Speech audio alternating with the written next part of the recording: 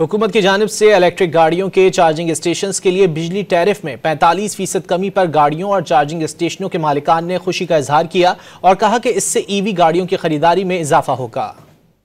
Electric گاڑیوں کی charging station کے لیے بجلی کی ٹیرف میں کمی کو گاڑیوں کے مالکان نے خوشائند قرار دیا۔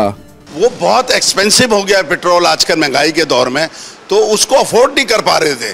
تو اب میں سمجھتا ہوں گورنمنٹ کو جو اچھے کام کرے تو ہمیں کریڈٹ دینا چاہیے اور ہم اس کو کریڈٹ دیتے ہیں۔ چارجنگ اسٹیشن کے مالکان کا بھی کہنا ہے یونٹ میں کمی سے ایک جانب کاروبار بڑھے گا، دوسری جانب شہریوں میں الیکٹرک گاڑیوں کی خریداری کا رجحان میں اضافہ ہوگا۔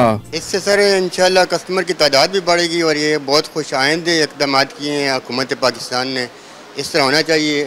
اس سے بھی ہمارا ٹرن اوور بھی بڑھ جائے گا چارجنگ گاڑیوں کا۔